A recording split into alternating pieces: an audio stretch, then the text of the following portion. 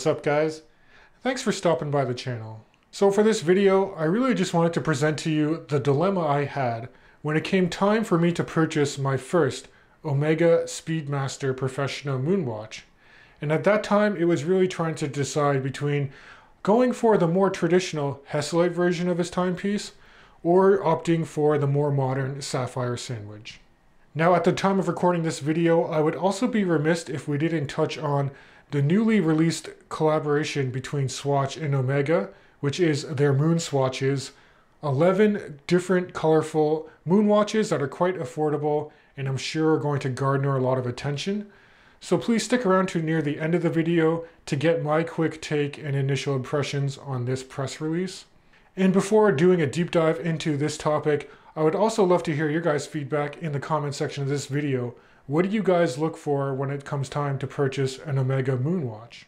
Or alternatively, let's take this conversation over to WatchCrunch.com, a new platform designed specifically for better watch conversations. WatchCrunch is the sponsor for today's video, and I'm actually happy to be partnering with them because I find that this is a resource that I personally missed when I started off my watch journey and YouTube channel several years ago. Now this website is absolutely free to use and signing up is quite easy and intuitive, and you can actually customize your own personal experience by selecting the types of watches and content you like to consume. Now I should mention that WatchCrunch.com was developed by watch nerds specifically for us watch fanatics.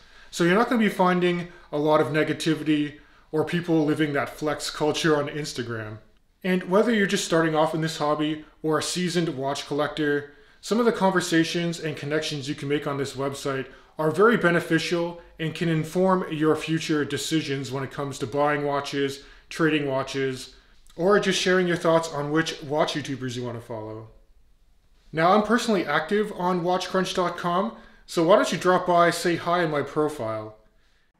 Now I'm just going to preface that by no means am I an expert when it comes to the Omega Speedmaster catalog, and in fact, the first time I picked up a Speedy was last summer, and I did opt for the outgoing Hesalite version of the Moonwatch that housed the 1861 chronograph caliber inside, and at that time I did sing the praises of how this watch harkened back to the day when Omega was actually flight testing the same plexiglass material, which is the Hesalite, as well as having that 1861 caliber stem from iterative improvements in the original chronograph movements housed inside these watches that were tested by NASA for accuracy and reliability.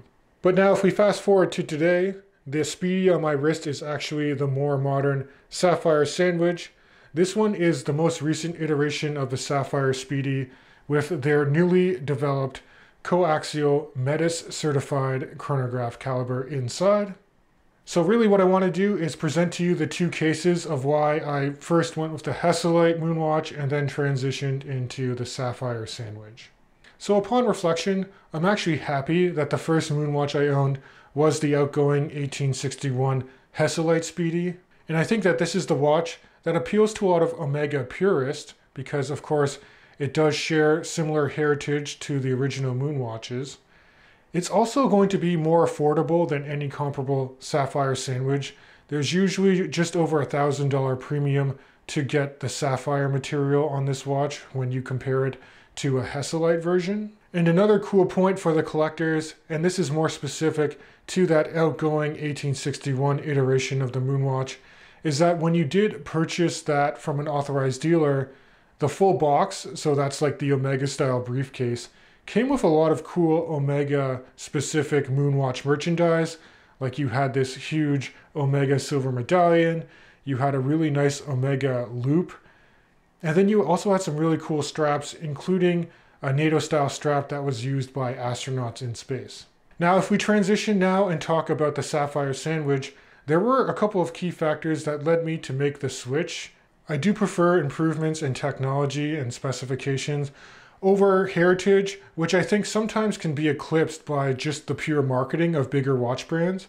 Case in point with the Omega Speedmaster, Omega really markets the heck out of the fact that it went to the moon, and if you looked at the solid case specs of the Hesalite version for this watch, you're going to find a litany of text that clearly lays out that this watch was flight qualified for all the astronauts and that it was the first watch worn on the moon. Whereas with the Sapphire sandwich, you get to see the really cool new coaxial movement inside, and you don't get all that redundant text. Now, with regards to seeing the new 3861 coaxial Metis certified caliber through the case back, it's really a gorgeous movement. Yes, it's machine finished, but all the plates in the movement have some nice striping and polished bevels to them. You do have some nice black polishing that's done on the screw heads, and you have some gold tone wheels when you engage the chronograph, as well as you can also see the silicone hairspring, which does help aiding this watch being anti-magnetic up to 15,000 Gauss. Now, with that Metis certification, it does go through a lot more rigorous testing when casing up the movement. In terms of timing deviation, it's not going to deviate between more than 0 and plus 5 seconds a day, which is great. This movement is now also hackable, which means you can actually stop the running seconds hand and set accurately to any reference time that you want. And there are also some refinements to the case and bracelet that I'll briefly touch on. So with respect to the case, it's very similar to previous iterations of the Moonwatch. It's a 42mm case diameter, but the overall height on this Sapphire sandwich is about 1 millimeter thinner than the outgoing Hesalite version of the same watch. Coming in at 13.3 millimeters, this watch does sit very low profile on the wrist. And then when you look at some of the subtle details on the dial, I also like the improvements that were made.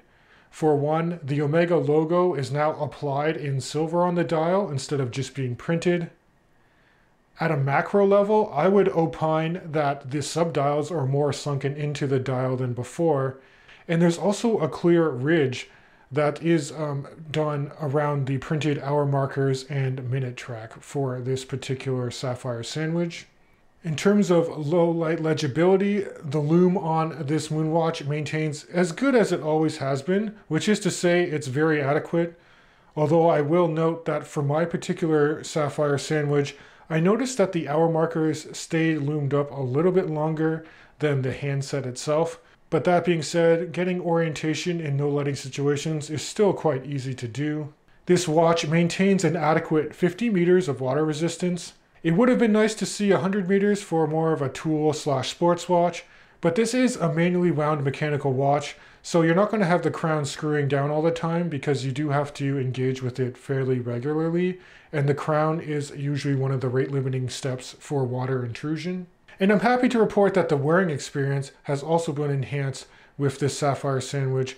I think that Omega in general, for their new Speedmaster lineup, has improved the bracelet by making it look more vintage and having quite a dramatic taper from 20 millimeters at the head of the watch down to 15 millimeters at the clasp. The links are very short, so the articulation is fantastic. And even the solid end links that join up to the case pull straight down, so you're not extending that effective 47mm lug-to-lug distance like you were on the outgoing generation of these Speedies. Now, another interesting aspect, when Omega released the coaxial escapement inside these new Moonwatches, is that the sales for the Sapphire sandwich has caught up to the Hesalite version, at least according to my authorized dealer, where in the past, the Hesalite would usually outsell the Sapphire sandwich about a ratio of 4 to 5 times. But one thing I'm not a fan of is the price. So these Omega Sapphire sandwiches recently had a $200 price increase, and that brings the total value of this watch to 9,900 Canadian dollars. And on top of that, Omega discounts are drying up. But on the topic of pricing, maybe now is also a good time to quickly transition and talk about the MoonSWATCHes, which are extremely affordable comparatively to the mechanical Moonwatches. So these MoonSWATCHes are only actually going to be available in person at Swatch boutiques, not Omega authorized dealers, for the foreseeable future. Although through unofficial channels, eventually these watches will also be available online, and they're not limited. So if you don't pick one up initially, I wouldn't jump on the hype train too soon, because you're really going to be paying a premium to all those flippers that are just going to be buying them in droves. However, if you can get one in person, they're only allowing you to buy 2 of the 11 different color options per person in the store. Each one of the 11 different color options is supposed to represent the 11 celestial bodies in our solar system. Pricing for these translates into about 320 Canadian dollars. It's going to have similar dimensions to the Moonwatch, so that 42mm case. And I'm actually very intrigued by the material that the cases are made of, which is Swatch's bioceramic. It seems like it could potentially take a bit of a beating and would be very lightweight. Now, I don't know how good of a daily beater these watches are going to be. It's only 30 meters water resistant, and it does have a Swatch branded quartz chronograph movement inside. They do have some cool color options. Personally, I really like the blue color for the Neptune or the lighter blue for the Uranus. But in terms of how it's going to impact Omega Moonwatch sales in general, I'm really of two minds here.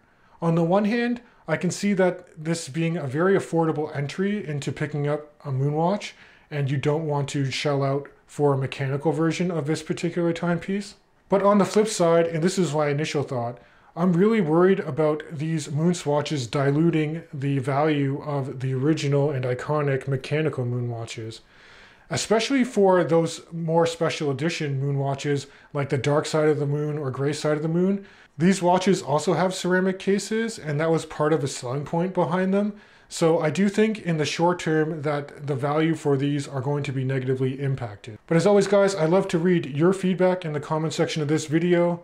Let me know if any of this resonates with you when it comes time to purchase either a Hesalite or Sapphire sandwich mechanical Moonwatch, or what your favorite color option is for the new MoonSWATCHes.